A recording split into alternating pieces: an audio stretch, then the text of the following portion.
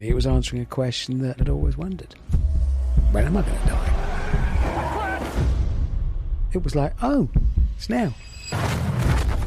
Would you please welcome Richard Hammond! BBC Top Gear presenter, Grand Tour presenter, one of the biggest TV shows in history. It's fair to say that he has the best job in the world.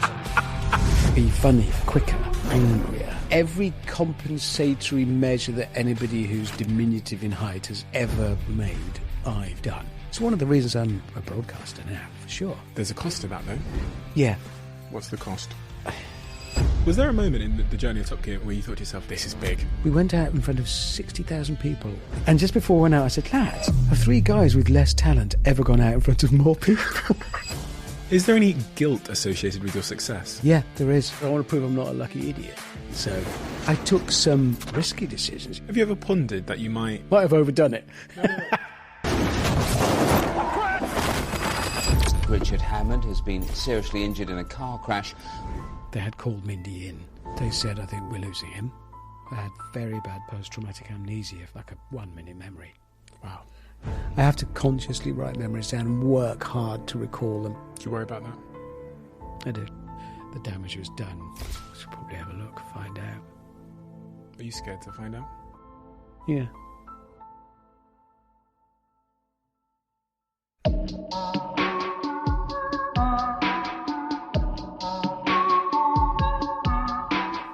Richard,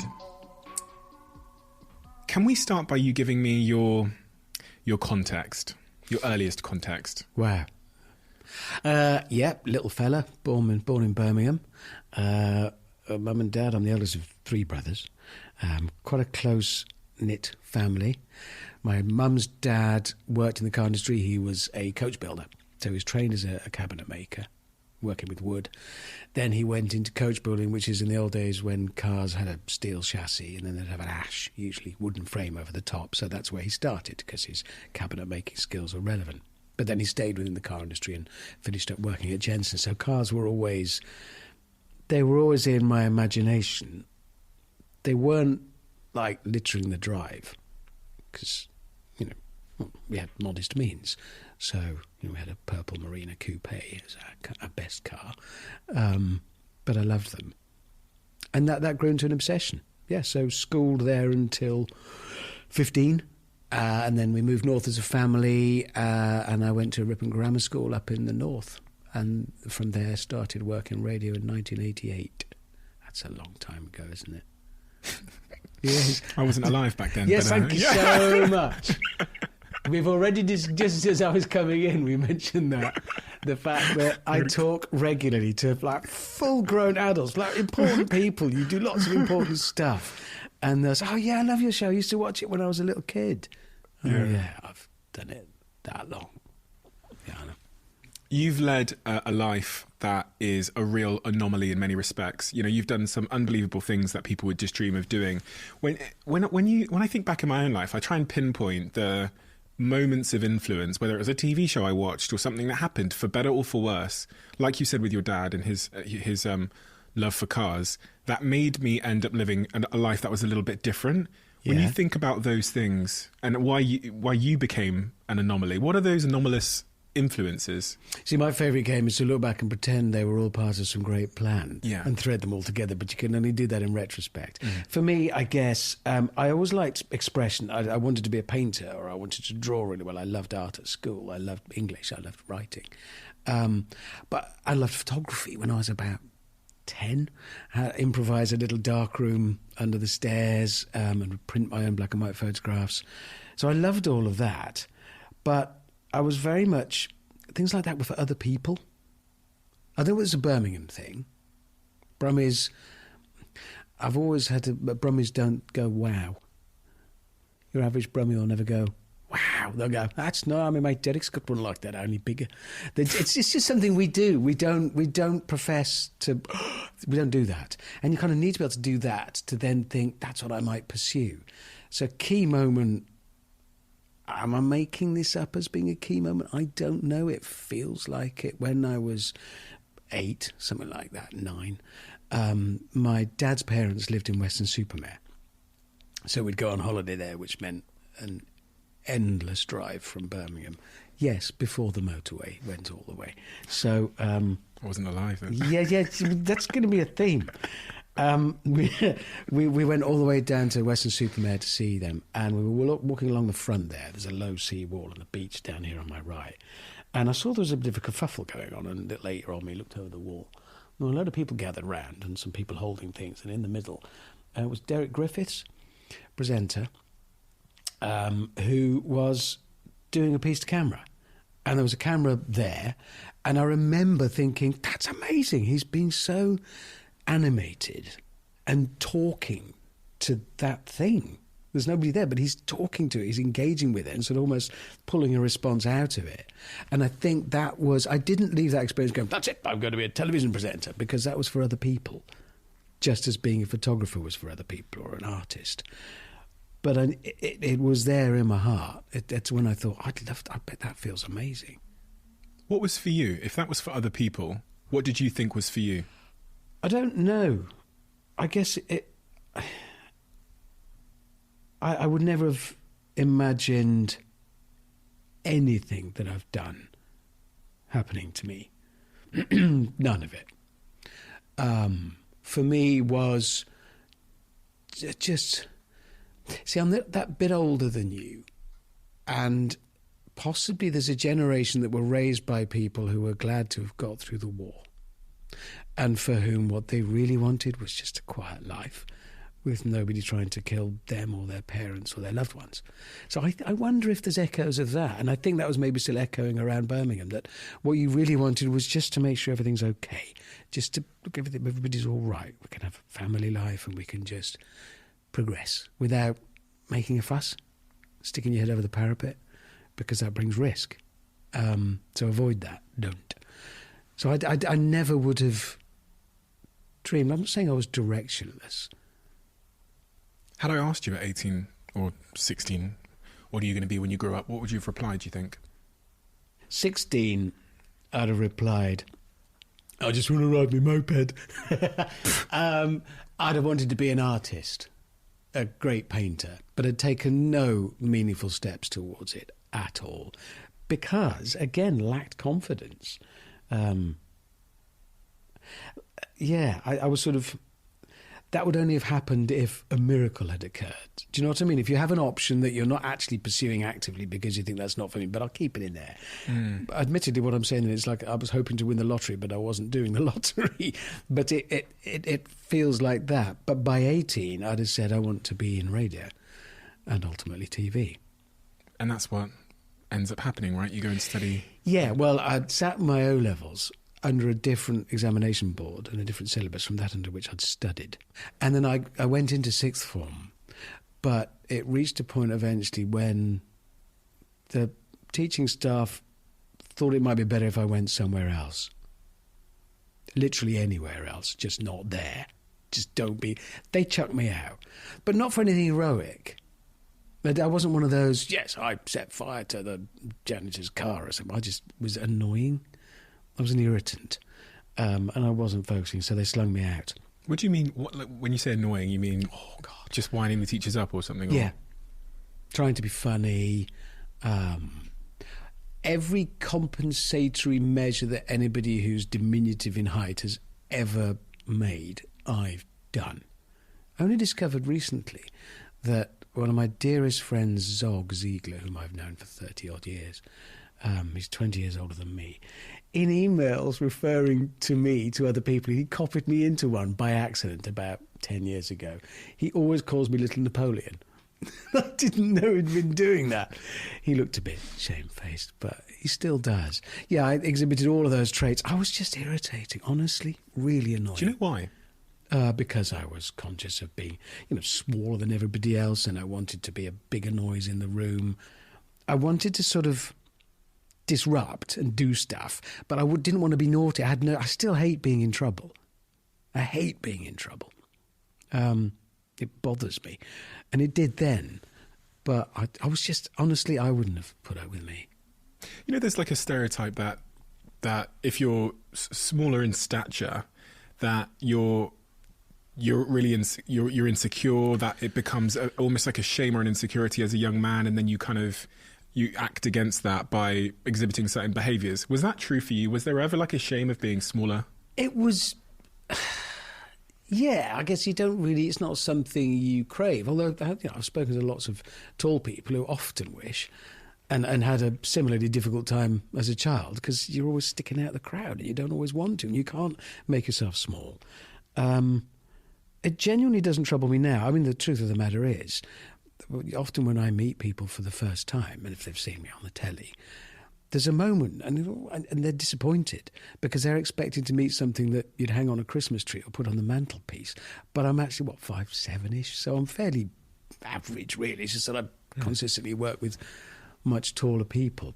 But it did drive me on as a kid. And I do, it's bullying. I've never bleated about it, but it is. And it influenced me greatly, yeah. Yeah, I overcompensated. I felt I had to. It's almost like you take that, as a kid, you take that into the room with you. Anything that makes you different, whatever that is, you take that in the room with you, and it's kind of, you have to deal with it, and you have to deal with it. You have to compensate for it, be funnier, or be quicker, or be angrier, or noisier, or naughty. You have to somehow compensate for this thing, which is to do with, I guess, if you could bring that thing with you into a room and it was simply absorbed and it didn't matter, then you could be the person behind all of that. So yeah, I think it did influence. It's one of the reasons I'm a broadcaster now, for sure. Really? Yeah, bound to be. Must be. I've often thought, really, if you're lucky enough, it depends. People seldom have careers now as broadcasters, as I think of it, because they're personalities, and that's a different game. But I come from an era when it was a craft. I spent a long time learning about how to address an audience through radio. You never pluralise the audience. You talk to people one-on-one. All sorts of things. And those craft skills have gone, and they've gone from TV. Is that a bad or a good thing? I don't know. If actually we're getting to see people genuinely as they are, if we're celebrating interesting personalities rather than somebody who simply learned to craft, maybe that's better. But I was pushed to do it, I think, in part by that. And I've often said that the worst people to pursue it, as in the worst people to deal with the trappings of success in the media, are, by definition, the same ones who are the only ones driven enough to achieve it, because they're compensating. So Amen. That's why it can be damaging, because only the man or woman who is so desperate for it will have hung on and endured, sacrificing friends and time and spare time and sometimes dignity and whatever else in order to get there, and they're therefore the least able to deal with it when whatever it was that they craved is given them.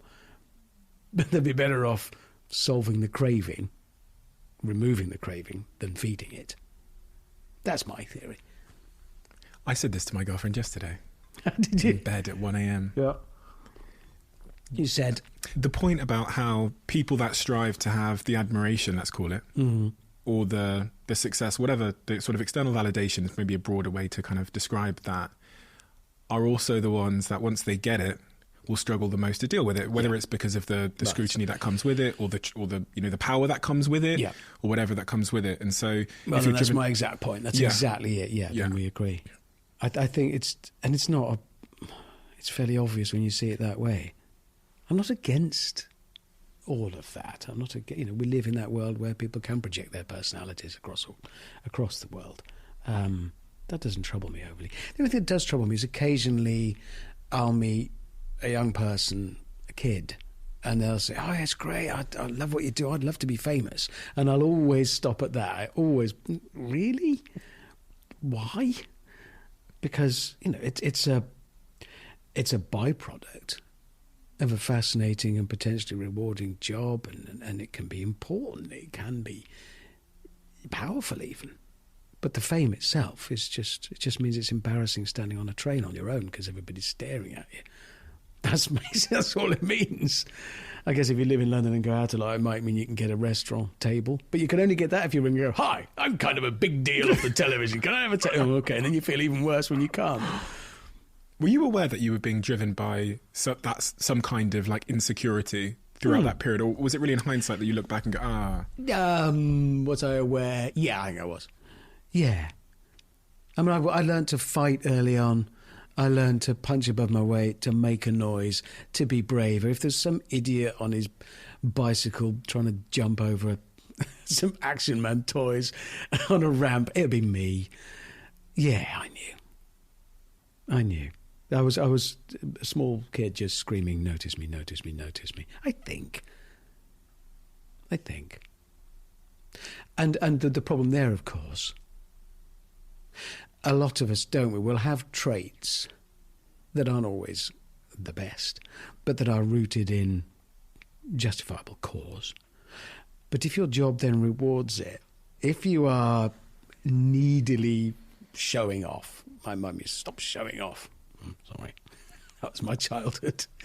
But if you're then rewarded for it, wait a minute, your brain is sort of remapped a little bit to go, "Oh, so that isn't a bad thing. I should pursue that because I literally am rewarded financially and people seem to like me. So I'll continue doing it." It's why my midlife crisis has lasted 20 years and it's still going on. I'm quite enjoying it. Maybe 10, 20 episodes ago on this podcast, I started, because I'd heard similar themes in my guests, that they were being... They were almost describing themselves as being dragged by an insecurity. And I started to make this kind of distinction between being driven, which is maybe for intrinsic reasons or whatever, and then being dragged where there's some kind of void you're trying to fill or insecurity you're trying to mend or some validation you're seeking. And, you know, you're either in the front of the car driving down the motorway or you're kind of on the end of it being dragged by this pursuit of like validation. And how at some point in our lives we probably need to like take hold of the steering wheel and be conscious about the direction we're traveling in and not being dragged by the insecurity or the desire to be liked, whatever it might be. Was there a point in your life where the thing driving you moved from being that insecurity or that pursuit to show off and the validation it creates to being a little bit more conscious? Because I sometimes worry in myself, but also in the conversations I have, that if we don't at some point realize what's driving us, it might drive us to the wrong place. It might drag us to the wrong place, shall I say. Initially, I don't think I spent that much time thinking about it like that because, heck, it was work. If you're a freelancer in radio in 1988, 89, you go where the job is and you live in whatever bedsit you've got to live in to do it. Because I love the job, and let's not... It wasn't one long, introspective, navel-gazing party. It was, this is really cool, I really enjoy it. And in those days, I'd arrive at a new radio station and... if I was lucky, be given the radio station car, which was often quite a new car, which was... and dispatched in that with a Ewer tape recorder, which is a reel-to-reel quarter-inch tape recorder. That, to you, is a steam train. Is that like an iPod or something? No. It's about 20 years before the iPod. It is, honestly, it belongs in a museum, but that's what we used. So I'd be dispatched with that to go and do an interview with no mobile phone to hook up. But when I got there... I loved it. I still love harvesting people's thoughts and ideas and sharing them via any medium. I mean, look at what we live in now. Look at what you're doing, what we can do, what I do. Drive Tribe that I now run, that is about doing exactly that. And it's almost your generation, I guess, and you know the agencies that you run and the work that you do, you're that bit further than I am from... because I'm still closer to still being amazed. I used to have a fantasy when I was working radio to go and do interviews, again, with no mobile phone.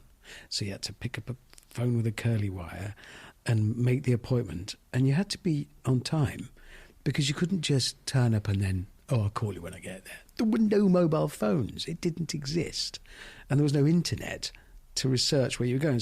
Or sat-nav, so you took a paper map, navigated your way there, and you did your interview. You could link up live with the radio station, but through like a radio mast that you had to put up. And then you'd go back. And I used to fantasize about, imagine if I could just go anywhere and do live broadcasting. It's just, and the other day we were having a meeting with the guys that work with me on Drive Tribe, and we were talking about a show.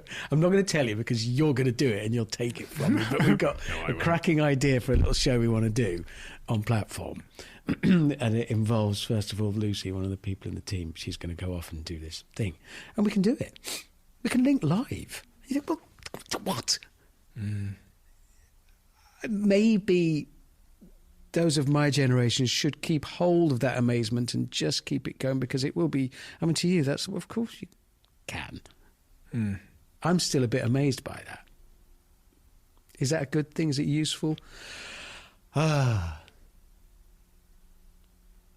going to say yeah, but I'm only saying yeah for romantic reasons, because actually it makes no difference at all. The fact is, you can do what you can do, so do it to good effect. Sitting there, hopping up and down, going, oh, it's amazing that we can do it, probably doesn't help. What do you think? Better to be... Gratitude, right? There's a level of gratitude in there, which is a healthy feeling. Yes, there is. Yeah. I'm grateful that we are able to do that. I'm grateful that we live in a time when we can come up with an idea, sitting in my barn having a meeting, and then just do it. That's amazing. And a younger generation, or a generation that haven't been exposed to the change, might not. They just have an expectation that it happens, so there's less gratitude involved in the fact that it is made happening. them all grow up like I did, exactly, with no mobile phones and just a hoop and a stick to play with. Do you? I do sometimes ponder if that world, without the internet, My analogue world. well, it would be a much more enjoyable world for the human being to live in. And it kind of links somewhat back to what we were talking about earlier, where if you think about the essence of what it is to be human, I don't think we're supposed to be exposed to this much information and this much sort of global connection, in terms of like the bombardment of notifications and this constant stimulus, which leaves you in that fight or flight state.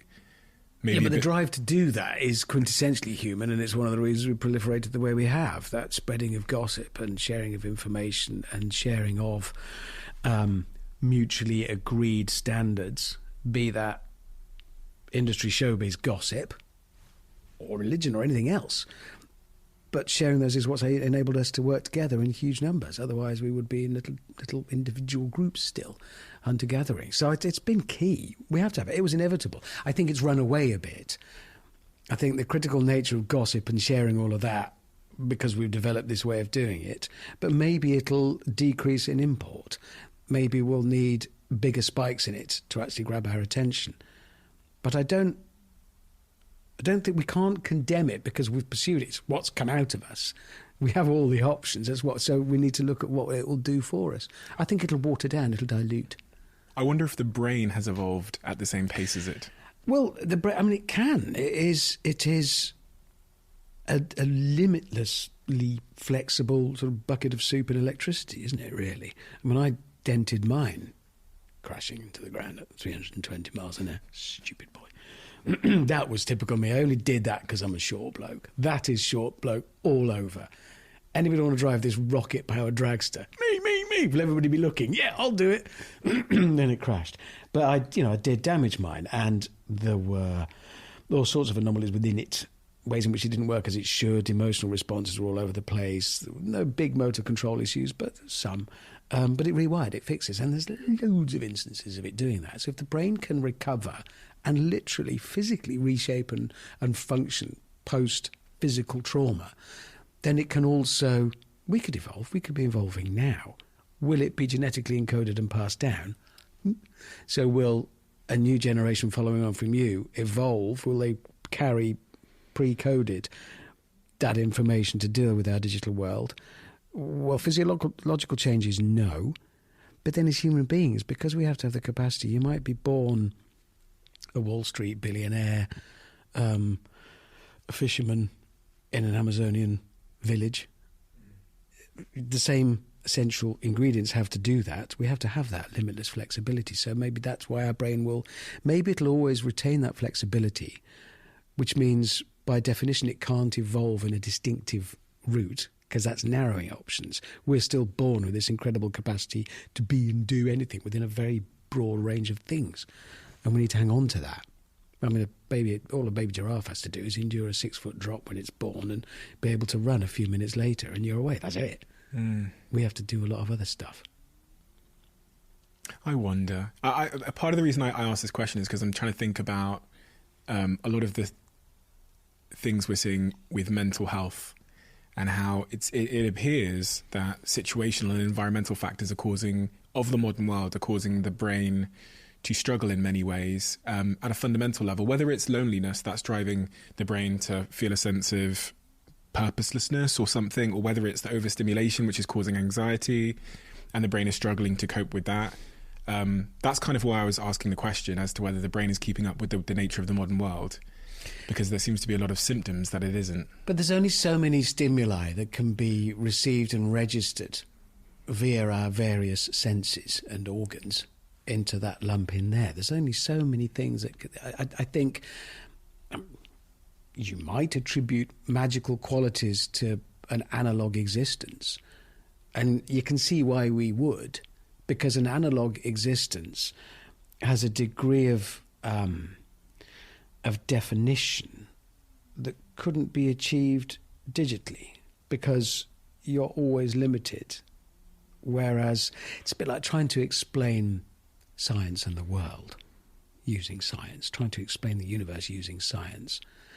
It's only the languification of it. It isn't absolute. These aren't the facts. They're a version of facts that we can share between us, and sharing and communicating is what we do. It's what defines us. So that's all it is. It's the languification of that is. But it doesn't have the definition. It can't go down to a fine enough... It's still like trying to paint the Mona Lisa using Lego bricks. It's not quite fine enough. But I think a digital world is even less fine, because it's zeros and ones. It's absolutes. And yes, in what we do, it's great. It returns empirical data on whether or not something is being approved of if you're making a marketing film, as opposed to sticking your finger in the air and seeing which way the wind's blowing, and are people looking at that poster outside the bus station? Yes, but the poster outside the bus station in that analogue world has a far finer level of detail than I think you could do digitally. But are you saying that it's intrinsically bad that we're drifting towards a digital world and away from the analogue because the analogue contains something that... Because stimuli is stimuli. Are you still... Yeah. If you can stimulate, you can replicate... We could honeycomb the entire world. You could be put into a pod into which you could be given sufficient physical, mental stimuli, which is only chemicals, to maintain what is measurably a healthy human being. Would you be? I don't know. I guess I'm asserting that, like, humans clearly have some fundamental needs, shelter, connection, I was going to say psychological safety. I'm not sure that's necessarily a human need, but it's important. And some of those things seem to be being stripped away by the nature of the world we live in today, where, in America, when asked how many people have you got to turn to in a time of crisis, the answer used to be 3. I think it's the modal answer, or the medium answer, is now 0. Theresa May appointed the first loneliness czar. They think loneliness is significantly worse than smoking 20 cigarettes a day, reduces your life expectancy by 10 years. And I wonder whether that's almost like a human response to something that's been stripped away from the way we live our lives over the last whatever. Like living in 4 white walls alone as a single bachelor, ordering my food using a glass screen, dating using a piece of glass, stimulating myself potentially sexually using a piece of glass screen in my hand, and then the processed food that I'm eating. I'm just wondering, and then look, the constant stimulation of this dopamine hit from this glass screen as well in my hand, that's keeping me awake up at night, hurting my sleep, and then keeping me in fight or flight because I'm nervous about something on this glass screen, But if that's the answer, what is the answer to that? Because we made it collectively as a species. Yeah. We have gone that route. I mean, I'm not sort of absolutist. I'm not saying we've gone that way. Well, yeah, I'm not saying we've gone that way. We must continue doing that. It might well be that disruptors need to put their hand up and say, are we sure about this? I mean, it's like, I wanted to talk about the car because I believe that the car is sort of an expression of some of that. Because in that analogue world, which, all right, I'm from, you've got those needs. So you need shelter, I suppose, warmth, food, stimulation, supplies, mate. Once you've got beyond cave, a car comes to represent all of it. That's why it's important. that's why it very quickly became a symbol, because you've got shelter, but what are you going to do? Starve to death and die of loneliness and boredom at the back of your cave? No, you need to leave it and get that you need, and something that can get you there first, to the kill, to the mate, to the resources, is powerful. That's what the car became. You're very passionate about the role of the car in society, aren't you? Yes, I am, because of what it represents, which is everything other than shelter. Yeah, and here's me getting all poetic and romantic and dewy-eyed about the analogue world, because I think something that moves you physically, corporeally, from one place to another, that's powerful, because I'm going there, I'm taking my person, myself, and the universe only exists for each of us in here, so I'm taking, therefore, the universe with me to wherever it is I'm going to do whatever it is I'm going to do, and that makes it impossibly exciting. And for that reason, I don't think it'll ever go away. Top Gear. That really was a big hit. Yeah, it caught on, didn't it? Yeah, it was remarkable. I'd done car shows. I'd done radio for years. Moved to the south to get a job at Renault in the press office so I could get to know the editors of the car shows, which I duly did, one of whom, Pete Baker, saved me and gave me a job on Granada Men and Motors making little car shows. And then eventually, after years and years and years of doing that, I auditioned for the new Top Gear and got the job. When you got that job, what were your expectations of the role of the Well, show? initially I cried and opened a bottle of champagne with my wife. Oh, God, yeah, it was it. Well, I'd spent my whole life trying to do that, so it had worked. Yeah, it was a huge moment. But we just thought, we'll make a car show. I remember the conversation in White City, BBC HQ,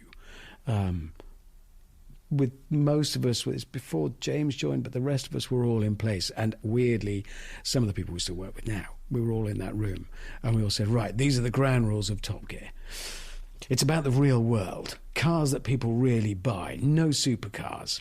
No foreign travel. We're only going to drive proper cars that people buy in this country. And then that didn't last very long at all. We realised, that's not what people wanted, not what we wanted to make. We never made it with any science or calculation. We just made the best car show we could. And we were lucky. Things aligned. The world wanted that show. 3 misshapen blokes talking about their passion. But I do think you'll have watched that pottery show. I don't care about pottery at all. But watching people who are so into it, the lovely chap cries when somebody does something. It's like, wow. Watching people engage with, indulge or share their passion is incredibly compelling. Whether it's for making pottery or baking or dancing, it doesn't matter. Or cars, it doesn't matter. I want to know more about why. Like, why did people love it? You're touching on some psychological elements there, but what is it doing for the viewer at home in terms of what is it giving them? Because it's not just cars. No. It was. God, we were still a car show, but we always used to say you don't have to be a car nerd to watch it. We do that for you. I think it was a means of escape, but through a relatable portal. Because you could look at all of us three, and let's be honest, we're none of us Brad Pitt. We're none of us any good at anything, really. You could. I think people would always find they'd identify with one of the three of us. Am I the little short, squeaky, brummy one, or the more graceful, long-haired, slightly fat one, or the really big, fat, shouty one? Which one am I? Which one? And you'd fall into one of those camps. And so that would sort of take you along with us on whatever adventure we were going on. It's why we ended up making today the big trips, because that's what people liked, the proper escape. The one thing that troubles me, though, is about that business about the subject being important. If you're going to make a TV show, a podcast, piece of internet content, whatever, about something, the subject leads. It has to. It has to have that authenticity and integrity to it, because we, the audience, will see when it doesn't. And cars, for some reason, are always, if somebody's going to make a TV show or a piece of internet content about it, they say, right, we'll do this thing about cars, okay, and then they don't get anybody who knows about cars involved in making it. But you wouldn't do that if it was baking or dancing or cooking or sport or football. I mean, you wouldn't. You'd want that baked in, because it's not so that you wrong foot your consumers, your listeners, your viewers. or catch them out or show off that you know more than they do. But you can demonstrate, this is real. This is an authentic passion. And we always kept that right at the forefront. It wasn't big, but it was there.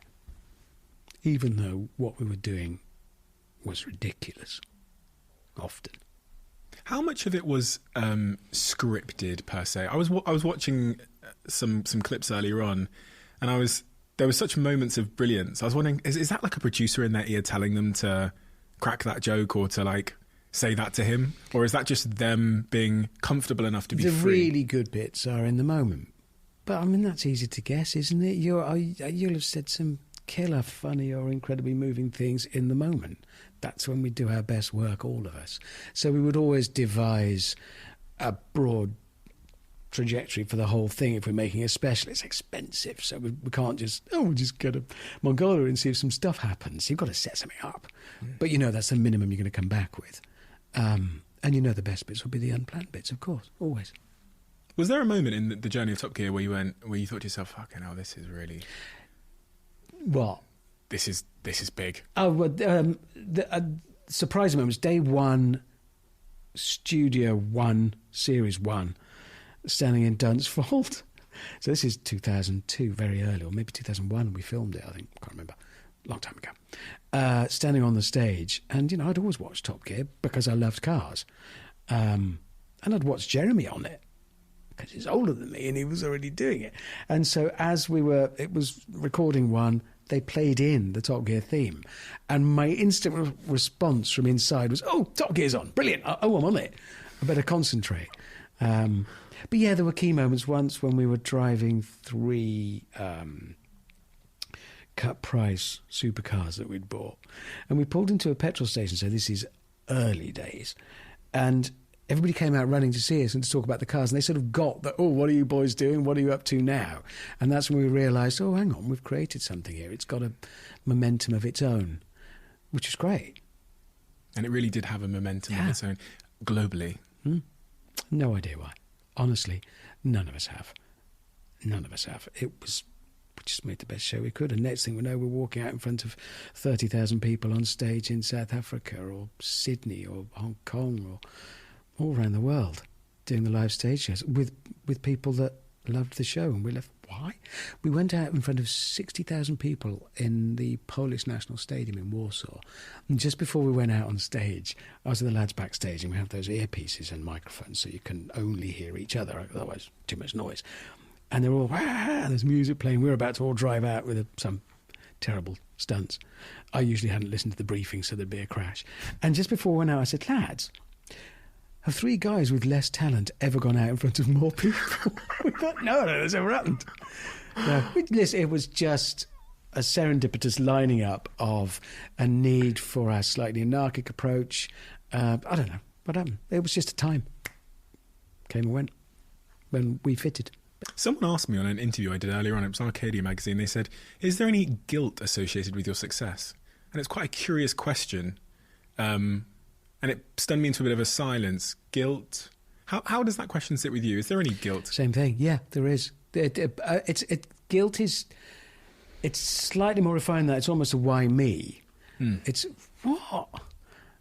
Yeah, because I'm still the little Birmingham lad that being a photographer wasn't for me. That's for other people. I can't do that. I can't actually be a photographer for real in the big world. And if somebody had said I could, run various businesses and be a television presenter, and no, don't be daft. There's not guilt. It's being conscious of being the beneficiary of a great deal of luck. When I was younger, I went through a phase of, but I always had, luck often lands at 2 a.m. and you're the only one still in the radio station editing, so that's where... No, it's just luck.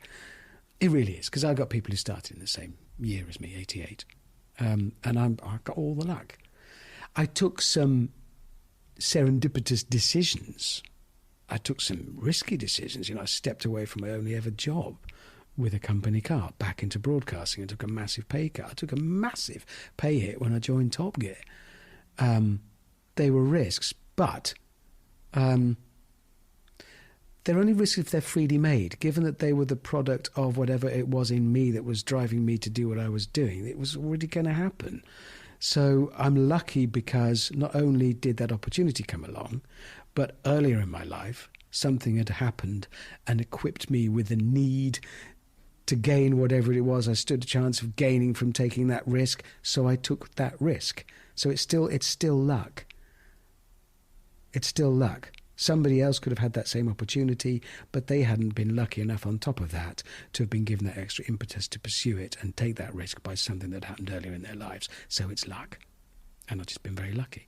That's a strange feeling, though, isn't it? Yeah. To think that you got to live this life because of a set of factors that, you know, you were born in a certain place, in a certain way, and then that created that impetus you describe, and then the dominoes that fell and the decisions you chose to make because of all of those subsequent experiences lands you with this incredible job with an incredible level of freedom. It's can be quite, as you say, a why me like feeling. Yeah. Is it guilt? It kind of is. It tastes slightly differently, but it is sort of... Is it embarrassment? Is it slightly embarrassing? Is that why having, God, accidentally stepped into so many luck traps? I'm now, running my businesses, and because that's something I feel I can say, no, I did that. That wasn't just lucky. I made that happen by consciously taking decisions, by thinking about it. Maybe. Don't know. But then I'm lucky enough to have the opportunity to do that, which I would never have had. So it's all, the whole experiment of my life has been skewed entirely by those key elements of luck at those key stages. But we all have those. We're lucky to be alive, and it's easy to say that, and it sounds trite and nonsensical, but we are. And for each one of us to experience our own individual perception of the universe, to live this experience, is so phenomenally lucky. So many millions and billions of things have to not just have happened, but continue happening for that to be possible. That whether or not whilst experiencing this miracle of self-awareness in and of the universe, we also get to go on the telly driving about in a car or not, is kind of irrelevant at the end. Having this conversation, being aware of having loved ones, being aware of yourself in the world, being aware of the world, all of that's the amazing stuff. The rest is just stuff. And that's easy to say for me because I'm not that worried about my next phone bill. It's a lot harder if you are. I get that, and I'm not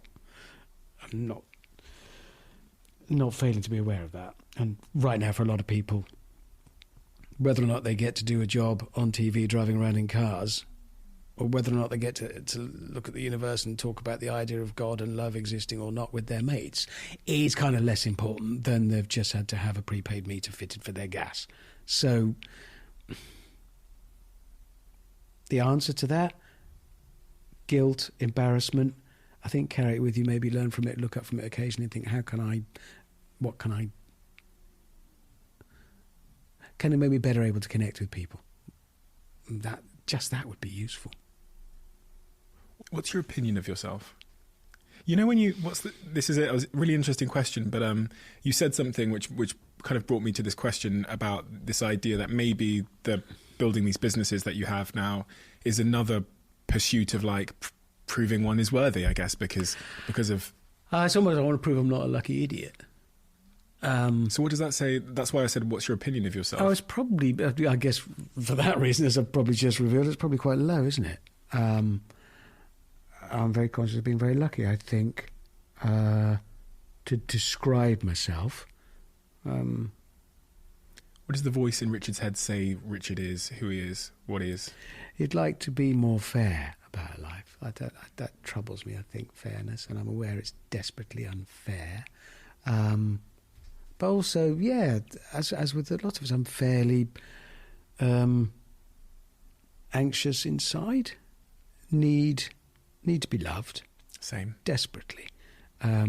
Need to be reassured. And one of the dangers, I mean, I should imagine you'll find this given, you're young and enjoying a stellar career in what are archetypal positions of power and authority. So it's very likely that the world will look at you and think, well, he's the last one that needs a bit of reassurance and a chuck on the shoulder and someone to say, oh, you're doing really well done. Whereas actually, you do. And I certainly find that that's something that I need. I need someone to acknowledge that things are going well and you're taking advantage of whatever luck comes your way. And, you know, I love building my businesses up because I love the fact that I'm conscious that's other people's jobs. This is their story I'm helping build. If they get working with me at 24, even if they only work with me for 5 years, they'll remember that forever, like I remember the first radio stations I worked at. This is their history. We're taking a part in writing, so I'm conscious of that. But at the same time, sometimes you just need someone to ruffle your hair and go, well done. And that would be nice. Yeah. I'm not asking you to ruffle my hair, just because it's slightly awkward if you've done that. Cheers, but, you know. No, I guess it's quite curious because someone looking in might think, well, you know, Richard's done so much in his life, he must just be absolutely satisfied and he must be feel completely complete and like there's nothing more else to prove or to... But the business point you made sounds like you feel like you have something to prove there. Yeah, and I'm 53. I've got another go round in me yet. I'd like to have. I don't know, when you're thinking about time off, if you've ever got time off coming up, which I shouldn't imagine is very often, and I know it isn't for me either, but when it is, I always think, yeah, God, I'd love to just take a week and wake up every day and just go for a run and then maybe ride an old motorcycle and just really, really revel in... No, I don't. Immediately, I am hideously addicted to work. But that's hardly surprising, given that work has also been self-verification and it's the reward that I probably shouldn't have had. So obviously I'm addicted to that. There's a cost to that, though. No? Yeah, if you're not careful. What's Absolutely. the cost? Your relationships. My 2 daughters. I've made excuses over the years. Often I'll be sitting in a rainforest filming and there'll be a camera operator and maybe it's a bloke and he's just had his first children and he's away from home and he's upset. And I've said, yeah, but you've got to remember, you know, you're their first example of how to lead a life. You can see where this is going. And, you know, you're going to come back with amazing stories and they're going to look and think, wow, well, if he can pursue his dreams and do that, I can pursue mine. And you'll inspire them. Yeah, but they also just would quite like you to be around. That's a fact. Yeah, I've been able to provide well for my girls, Izzy and Willow. I wish I'd been there more. Of course I do. But if I'd been there more, we wouldn't have been where we were. Our life would be so different because I've worked sort of in and out of London for 25 years. And we've lived deliberately out of London. They've been raised in Herefordshire. That's their county. That's where they belong. My eldest, I bumped into her in London this week. She popped into the flat. And she'd just been out in a pub in Fulham, and pretty much everybody in there was from her county of Herefordshire, and she knew them all. And that's important, that she can drift around London and know people, or she can drift around her home county, and the same for Willow. And that's important for them. They've got a bigger view of the world, but they still have a home to go to, and always shall have. Have you ever pondered that you might... Because I'm a workaholic too. I've overdone it. No. Yeah, well, basically, I'm definitely addicted to work, and sometimes, and like just still the pursuit of like building and creating things and, you know, success. And I sometimes ponder in certain moments, it'll just catch me that this isn't what it's all about. And that I'm like missing the point. And going back to my point earlier, I'm being dragged by a need for validation, whereas I'm going to get to my deathbed, be laying there and go, so I just wish I'd just gone and hang out on a mountain with my partner in Peru a little bit more and been there, you know, for my kids and my dog. Yes, but you didn't. And there's no magic in this. It's simply what happens is what happens. And that's the way you've gone and the way your collected experience. If you imagine you are the sort of front of a tsunami of stuff and that's the way it's taken you, that's the way it's taken you. There's good and there's bad within it. I never feel actual solid regret. Ever. Because that's the way it went. So I just don't feel it. Good and bad. I'm not saying this is a good quality, but I just don't feel it. And not because I engineer it out of myself.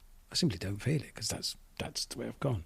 It also helps you sort of live now, that's a huge part of the answer. You could continue being driven as you are by work for the rest of your life.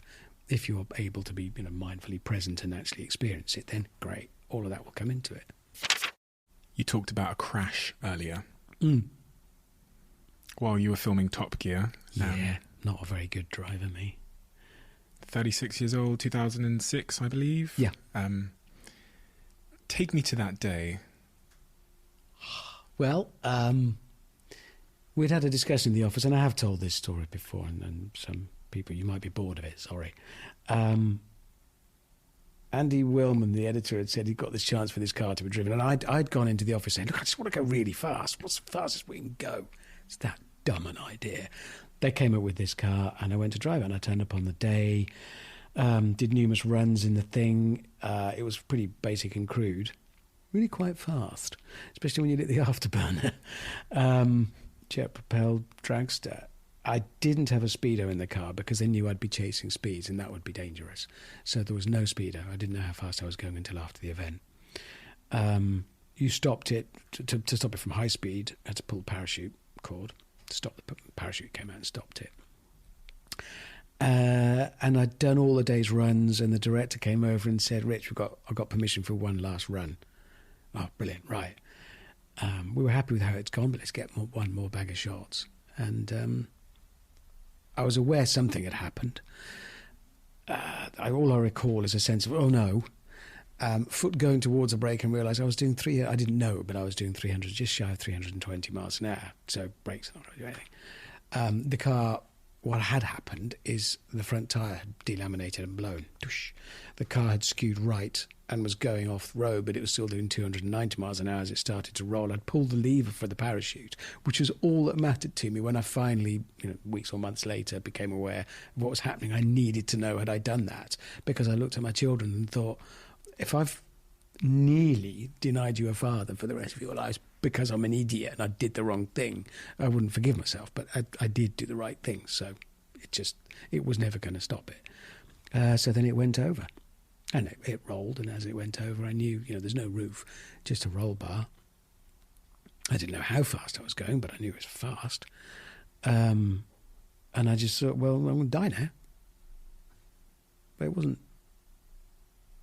Again, I'm on record as saying this, and I don't want to go on about it because I get self-conscious. I don't want anybody to think, oh, stop going on about that. And I'm not. But if you are interested, I found it interesting that there was no fear associated with that. There was no, oh no. There was genuinely, it was answering a question that kind of at the back of my mind I'd always wondered. And I think a lot of us do, all of us. When am I going to die? How? Why? And it was like, oh, it's now. That's the answer. That's the next thing to do. That was it. And then I wasn't conscious again until in hospital. And I was conscious, apparently, when they got to the car, but I've no recollection because the damage was done. Brain decelerative, sloshing forward, so frontal lobe bleed. Because just decelerating upside down, using my head as a brake, it isn't good for you. Have you heard the story about what was going on in your family at that time, while you were unconscious in hospital? Who called Mindy, your wife? Yeah, Mindy was called. She was on the road. She was called by Willman. They all spoke. It was hard. My daughters were young, and for them to grasp it was pretty difficult. Yeah, it's disruptive. It's horrible, and it's hard. And my memories are all over the place anyway. Because I had very bad post-traumatic amnesia for weeks, like a 1-minute memory. Which Mindy, my wife, always says I was the nicest I've ever been. I was lovely, apparently. I was perfectly happy, which does make me, and has made me think often since that, I've got a friend who's, we all have friends perhaps, or ourselves, whose parents are, through whatever degenerative form of illness, losing memories. And I always say to him, is she happy? Yeah, fine. If I go to see them, she'll come into the pub to see me 3 or 4 times. And he's equally happy each time. But that's all right. Doesn't matter. And I was perfectly happy reading the same newspaper every single day, several times a day. It was by my bed. I'd just pick it up and, oh, brilliant. I'd sit down and read it. Put it down. A minute later, gone. Until Mindy took it away because she was sick of seeing me read it. But it was more distressing. And really the message there is, as if somebody is in that confused state of whatever variety and for whatever reason, if they're happy, they're happy. then all you've got to do is cope to support them in that happiness. Doesn't matter if they can't remember who you are, what anything is. If they're happy, they're happy. And that's that. And I was. When you're in that coma, I watched the video you produced about your incredibly powerful video about your morphine dream and the crooked tree on the hill. Is that true? That there was a morphine? Yeah, I was I was being held in coma because brain was expanding post crash. So they were holding me in coma, but it was looking very, very bad, and they had called Mindy in. And they said, I think we're losing him. I could do. She said, is there anything I can do? Not really. Try anything. Can I shout? Yeah. So she roared and shouted at me, don't you dare die. Really quite sweary and cross. Why did she do that? Because she was cross. She didn't want me to die. I think there's lots of people who've done that. I think I'd do that. But when all else is tried and failed, if somebody is lying there, yeah, last resort. Don't you dare. Because, she wanted me around. I think we'd all do that. It's not just a movie trope. You are calling to somebody. And I think we know in our heart of hearts we do have a great deal of independence in terms of what happens to us. Our mind is a powerful thing. Mind and body are one. Chiropractor friend of mine, he'll kill me for that. Osteopath friend of mine, Steve. Sorry, Steve. Osteopath, very well-read man. And we were talking about mind and body as one. And about bringing them. I said something about bringing mind and body to work together and all together. And he said, well, it is all one because it's never been apart.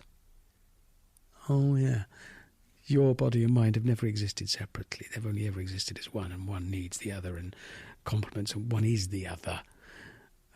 Which is why, if in that coma state, and it's only an altered state of consciousness, I'm not dead. I picked up on the emotion from Mindy, the anger, and thought, ooh. I said, the dream was honestly all going to be in trouble now. It's not funny anymore. It's a very distinctive flavour of, when you're feeling you're being a bit naughty and you're being cheeky, and then you realise, oh no, I really am in trouble here. And that's when she was really roaring and shouting. And yes, our mind can do an awful lot with our bodies. There's enough evidence of that over the years. Your mind took you to your favourite place. Which gives me immense comfort. Because it will do that eventually anyway. I know that's where I'll go. And given that at the moment of dying, of the body shutting down, of it stopping to do all the things that it does, you're no longer tied by all those, by time. Not biological rhythms, lunar rhythms, none of those matter. You're not beholden to them anymore, which is a kind of eternity. So if my last thought had been walking round that tree I was up there 2 weeks ago. The Lake District? Yeah, went to the same tree. If my mind takes me around there, and that thought echoes for all of eternity as far as I'm concerned. And really, the universe only exists as far as I'm concerned or you're concerned. It's only your perception of it. And if that last moment is no longer constrained by worrying about heartbeats or cycling of the seasons, it's kind of an eternity, isn't it? And I wouldn't mind hanging around by that tree forever. What was happening in that dream? So you were in a coma, and you have a sort of a morphine-induced dream where you're walking up a hill. Yeah, I was walking up the hill towards a tree, and I grew increasingly conscious that, I'm going to be in trouble for carrying on. No, I'm going to carry on. I just want to press on. And then as I reached the tree, it was a very clear, oh no, I really am going to be in trouble. I better go back. And that's the point. I just related that story as a unit to Mindy, and it was very clear when I was brought out of coma shortly after, and that's when it happened. I mean, it could be a story. Don't forget, your brain fills in things after the fact. A sense of recollection is all you need for something to be in the past. It doesn't have to actually be in the past. But I've retained, I've gained immense comfort from it. I find it very comforting and warming to think, so I'll continue to think it. Why is it comforting and warming to think? Because I think the question of what happens, since we are aware of our own mortality, we're aware of the world, and we're aware that it's quite nice being here to be aware of it. And if that's one possible resolution, that might be where it goes, that's all right by me. It's not the first time you had a car crash. Well, nor the last. I've had a lot. Yes, I went off a hill in Switzerland. Yeah, that was just, again, idiocy. Failed to brake at the finish line, went off. I did think I was dying on that one. After that first major crash, the one where you were going 319 odd miles an hour, did your risk appetite change? Kind of no, because it was always assessed as risk. I knew there was risk, and we had done everything we could to mitigate against that. The air ambulance came. I was saved. No. It has done more latterly, but that's because I'm getting older, I think. No, it didn't really radically change it. You came remarkably close to your 2 young girls not having a father. And getting close to that reality must leave some kind of perspective change, or some kind of... It would certainly make me think about the prospect, and maybe start planning differently, or... I possibly did that, but then getting older does that. Passing 40, passing 50 does that. It's in line with everything else that's ever happened in my life. It doesn't really stand out massively. It did for a while, but it doesn't now stand out as a particularly, we'll hang everything on that, because there's also passing 40. There's all those other milestones that we all have, and processes that we go through, and subtle and not so subtle shifts in our priorities, needs. That happens. That's just woven into the fabric of my life, and it's just one couple of stitches in it. After the crash, you experienced depression. Yeah, I mean, Mindy was told by the doctors that a frontal lobe brain injury would possibly lead to me having a greater propensity for obsession, compulsion, depression, paranoia. Mindy left a pause, my wife, and just, you didn't meet him before the crash, did you? Which is quite funny, to be fair. It's quite a good line. Yeah, I think I did suffer a bit. I'd suffered all of those things to a degree. Yeah. In so much as I became aware of them as a thing, because I could feel them from the inside and see through them to the outside. So yeah, I was aware of them. All of those things: obsession, compulsion, paranoia. Yeah. Depression? Yeah. What were the symptoms of that made you realise that it was a reality for you? How were you different, or what did you feel? Some of them were really weird moments, and I still get an echo of it. I remember having been institutionalised for a long time in hospitals and actually in recovery when I thought I was free. I wasn't really. I was still being monitored and I was still being carefully guided. But when I was really free, I would have, I'd be coming into London to do something, and I could open the wardrobe door and just look at all the shirts and just trying to work out, it was too much. Choice was a problem. I found choice really difficult for quite a long time. But also, feeling your emotions derailed or interfered with as a result of what is only a neurochemical imbalance. That's all we're talking about. It's just chemicals and electricity. I was walking across my drive of my house, and I felt this sudden welling upsurge of love in my chest. Well, what's that? This is not that long out of... I was still on the road to recovery, I suppose. And eventually I identified it. I'd walked past my old Land Rover, which I do love, but only because I quite like it. It's an old Land Rover, but it just triggered this absolutely... I thought, blimey. It made me think, if emotions can be that profoundly affected by what was just a mix-up of chemicals and electricity in my head, then I am more aware of... I don't listen to my emotions too closely if I'm very, very tired.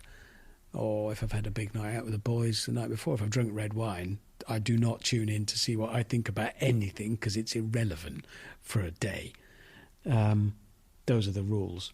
I've been quite lucky for that reason, that I've had that slightly more objective look at my own self, my emotional self and myself.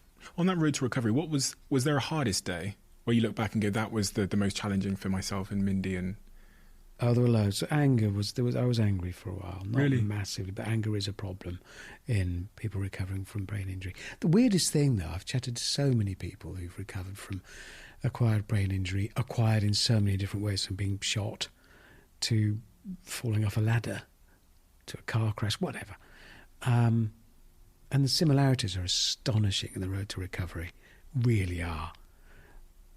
The confusions, the weaknesses, the slight, it's not guilt. I mean, I wanted a T-shirt that on the front said, "I'm okay, stop asking," and on the back that said, "I'm still poorly," Because it's if you run for a bus, well, a while since you ran for a bus, but if one were to run for a bus and you twist your ankle and you sort of carry on running on the, "I'm all right, they're fine, yep." It's a bit like that with what I'd done. But of course, what I'd injured was me, where I am, and how I see where I am. There's a horrible circularity to that type of injury. And I had a close friend who, again, was similarly injured, falling off a horse, because he's an idiot. And there, again, massive similarities there. A more different man you couldn't imagine. He has dignity, status, gravitas, great family, everything I'm not. But his experience of recovery, very, very similar. Are there any remnants of the accident in terms of injuries? Or Probably, but there's probably remnants of everything that's happened to you in your life and everything that's happened to me in mine. are you aware of any? Is Mindy aware of any? No. I do worry about my memory, because it's not brilliant. My working memory is very large, my sort of processing memory in the moment, so I can still read a page of script and deliver it. But my longer term, not brilliant. I have to consciously write memories down and work hard to recall them sometimes. Now, that might be because I'm 50, it might be, or 53, it might be because I'm working a lot and I'm tired. It might be the onset of something else. Do you worry about that? Yeah. I do. I should probably have a look, find out. Probably should. Are you scared to find out? Yeah. Yeah, because, there was a bleed on the front. It could mean there's an increased risk. I don't know. I need to find out. And so I have been too scared to do it, but I do need to. I need to do it. Weirdly, on the way here, I had to stop off for a medical. When you're doing a production, you'll know you have to have a medical, which always has been involved in any accidents. Ooh. I can have another piece of paper, please? I'm still going. Very nice doctor, and at the end I said, I should definitely, I need to book myself in for one of those midlife MOTs to see if everything's okay. And I wanted to say, and to check there's nothing going awry up here, but I chickened out. Didn't. I probably need an MRI scan. But at 53, your memory does start to get a bit. They call it lost keys syndrome, the doctors did, when I first came home from brain injury. And they have it with a lot of patients because, they would lose their keys and go into an absolute flat tailspin panic. Oh no, I've lost my keys, it's brain. No, you've just lost your keys. It happens. I am quite forgetful. I'm generally not paying attention, generally thinking about something else, the next thing. And therefore, I do drop the ball. I forget stuff, I lose stuff, I forget keys. But that's just me. That's not a function of something going wrong. It's how I am. Isn't it such a peculiar thing that humans will avoid finding out something if they think there's potentially bad news on the end of it? I was reading some crazy study I was reading about over Christmas while I was writing about how if someone is diagnosed with breast cancer at work and they're in close proximity to you, you're less likely to go and get a checkup. Really? So, yeah, Which is counter to what we would imagine was the case. You would assume, but it's this avoidance of discomfort, the psychological discomfort associated with finding out bad news. And I had a procrastination expert on the podcast once upon a time, and he said, whenever you're procrastinating on something, it's because there's some sort of psychological discomfort associated with the activity.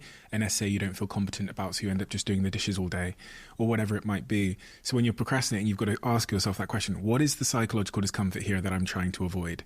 So I'm asking you, Richard, What is the psychological discomfort you're trying to avoid, and why? Quite simply facing something I wouldn't want to face. It's my own doom. It's all that. I would find it very difficult to talk to my family and say, right, this is what's coming. I know I'd be all right. As I've said, if you're in a confused state, it doesn't bother you. But I'd feel bad putting that on them. Yeah, I want them to have a future full of hope and clarity and energy and vigour and potential and fun. And I don't want to interrupt that. That's heavy. Yeah. I'm coming but in for life a is, laugh, though, isn't it? You? Blimey. It's interesting, this conversation about like health anxiety. I think it's one worth having and trying to get to a solution on, because whether it's that or whether it's a lump I feel somewhere or whether it's a testicle that's a bit of a strange shape or whatever it might be, that a lot of us live with this health anxiety of like, if I just ignore it, then it's not a thing. But then obviously ignoring it with many ailments causes it to be a thing. Worse.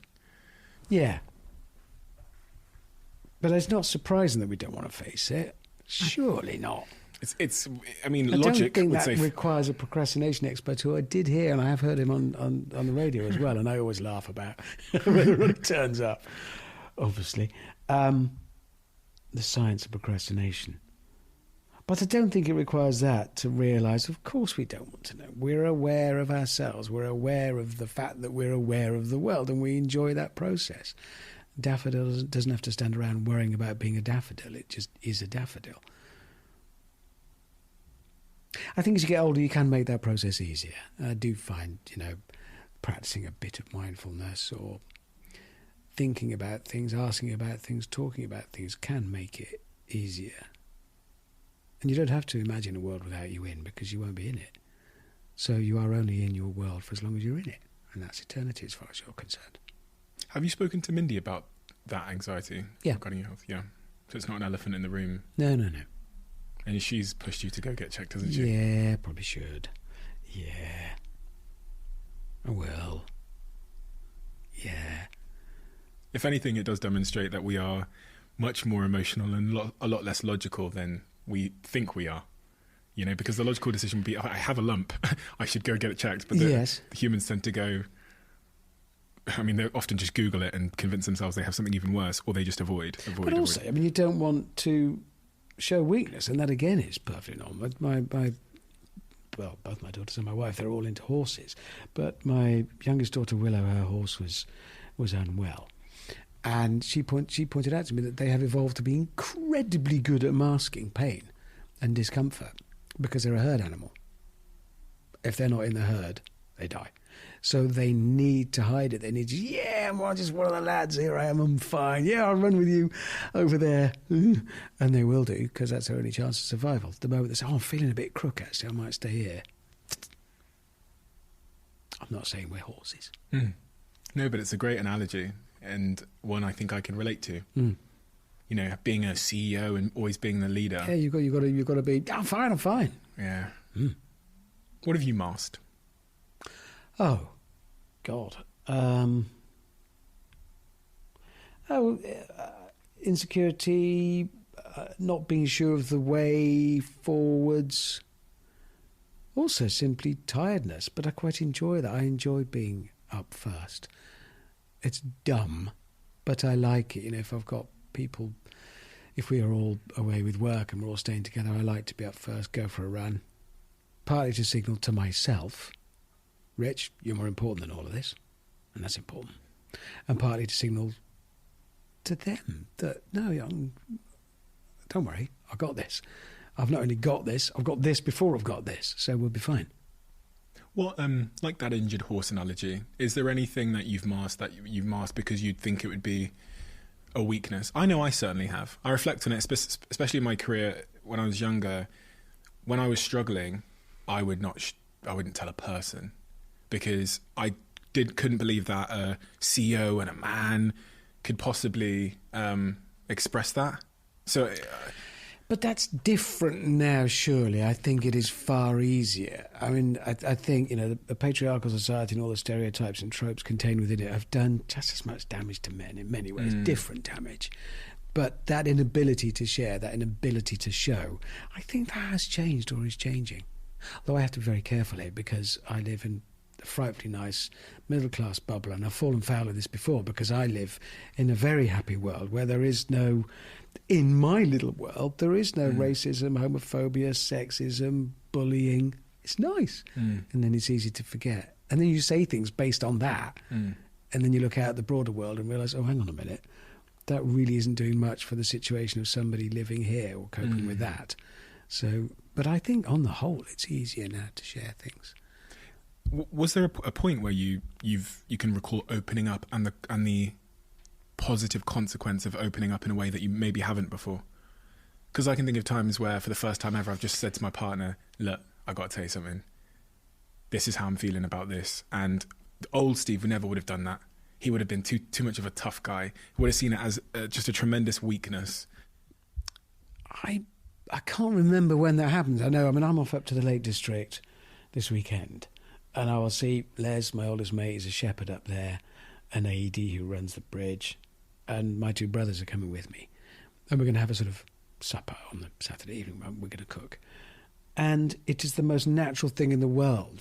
That's 4 very disparate people with very disparate jobs. There's a head teacher, stockbroker, a television presenter, businessman, a man running a hotel, and a shepherd. But we'll share things very happily. And it feels the most natural thing in the world. It doesn't feel like, oh no, let's be really serious and let's share our innermost feelings and let's be supportive and not... No, we will do. It's just... And it can be knockabout. It doesn't have to be artificially gentle and all on a bed of cotton wool. We can still take the piss. We can still have a laugh, but we are doing it with love. We are. We need that. Yeah. Oh, yeah. Very definitely. Men especially. Men more so because they're useless at it and realising that these things have value and it's okay. And it doesn't mean you have to turn into something you don't want to turn into or change you as a person. I have really rugged chats with my mates from forces. Often soldiers are pretty good at it nowadays. Ex-military. Yeah. Fess up to how you feel. Why not? Nothing to be ashamed of. Your beautiful young daughters, Isabel and Willow. They turn to you and they say, Dad, what advice would you give me on living a full, content, happy life? I'd rather they just ask me for money. I would say... I've got a beautiful picture here that I found. Oh, that is them. On the internet. Bless them. That's after doing some show or other, yeah. That is them. I would say... Well, they already are, in a way. They make wise decisions. They're clever. Willow had got into, the youngest, she'd got into a couple of good universities to do psychology. She loved it. She's interested in it. She's bright. They both are. But she'd got a bit quiet about it. And we said, what's up? And she said, well, I'll do the psychology, but we know the only thing I've really been passionate about is horses and matters equestrian. And I don't want to get 5 years from now and think, oh, I could have done it. I said, no, you're absolutely right. If there's one piece of luck you need to take advantage of, it's that I can afford to look after you for a bit longer. So if you want to go and explore it, and then in 5 years' time you'll be able to say, yeah, I did it, or I did it and failed, that's better than not. So they're already thinking quite wisely about their futures. What does that picture mean to you in terms of the people in it? They're the most important people in my world, but I've taken myself away from them too much over the years in order to support them. But actually, the support they needed sometimes was me being there, and that's the hardest thing. And I can't undo that. And there's me saying, I have no regrets. Regrets are I don't feel it as a real pain. Like, I wish I could go back and change it, because I know I can't. So I simply don't feel it in that way. But I do wish I'd found a way of being there with and for them more, just as me, rather than as me being away in a jungle or on a glacier, earning lots of money and sending it home. And Mindy. Yeah, I include Mindy in that. They all three shout at me when I go home. Yeah. But they're the reason, they're the reason I do it. And that is the truth. You've been through a lot with Mindy. A lot. Well, she's been through a lot with me, poor thing. We have a closing tradition on this podcast where the last guest asks a question for the next guest, not knowing who they're leaving it for. The question that's been left for you is, what is the single greatest piece of advice that you have ever been given? Single greatest piece of advice I've ever been given. And I've known some really wise people. Tim Jackson, who was my boss at Renault, we lost him last year.